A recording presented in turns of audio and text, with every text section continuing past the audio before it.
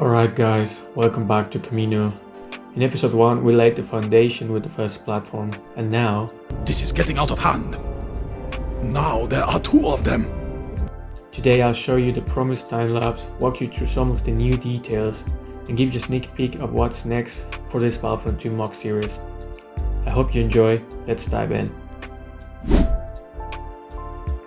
Alright, so for the tower, we have a combination of plates, bricks and snot bricks stacked together to give us a solid foundation, which looks blocky, but we're about to solve that with some sub-assemblies based on plates and slopes, which are going to give us the much needed round shape.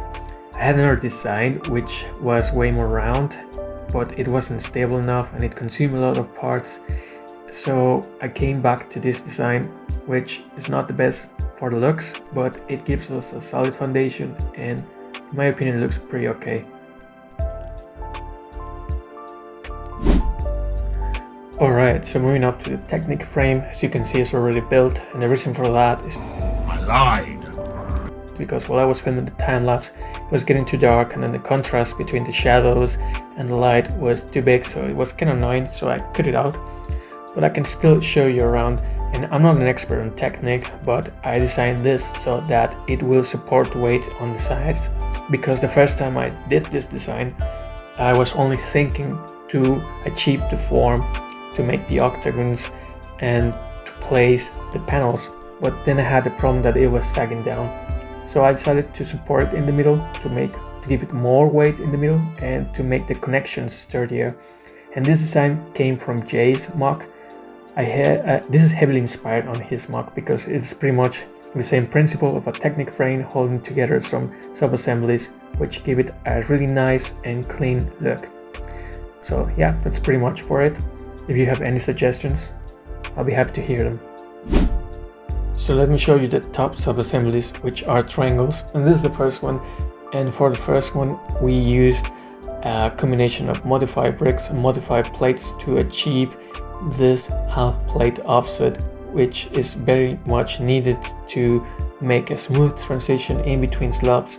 And the reason why I made two of them, you can see that right now, it's because LEGO only give us two different kinds of slopes, and for an octagon they were not the optimal slopes, so I had to make some adjustments in order to get the two of them to work out together with a minimal gap. And I think it looks pretty good. The gap is pretty small, and I already had experience with this, so it didn't really took me a long time to figure this one out. And using the brackets for the second one, brackets and modified bricks in order to achieve this half a plate offset again, and it looks really clean. Also tried to make a pattern around it, just a random pattern, because in the game these platforms are not boring. It's just not like one type of gray, it's two types of gray, and yeah, they look pretty nice together, and yeah, it worked out pretty good. So moving on, we have the next sub-assemblies, which are as you can see, not that sturdy, and they are going to fit in the sides of the platform, are going to cover the platform, well, not that one, this one, so they're going to be there. And as you can see, it's using some panels, and these panels cover the sides so that there's no gap. And to achieve this offset I had to use some brackets, and as you can see, well, that's how we achieved the offset, the half plate offset, using 1x1 bracket. And yeah, that's pretty much the difficult design of this part. So the next sub-assembly is pretty much the same. The small difference is we use modified plate instead of modified bricks to connect them, and that panel is going to be replaced. I already ordered parts, so yeah, pretty much the same principle. And moving to the bottom sub-assemblies, these are way different. These are also pretty simple, and they are attached using those modified plates. And let me show them to you right now.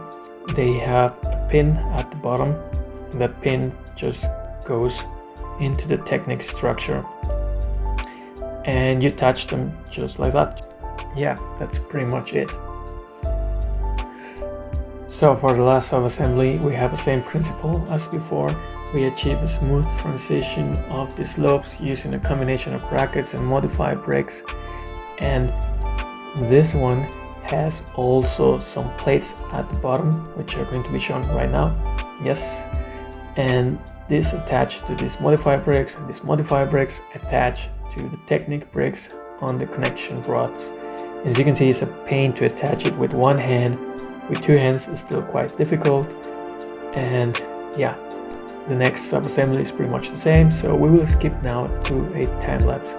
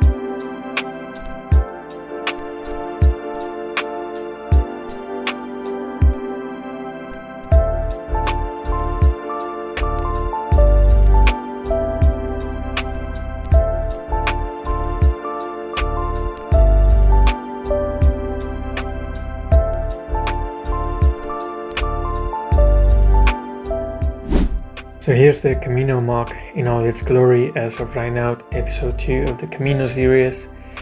And we'll start at the top with this, I don't know how to call it, bridge platform.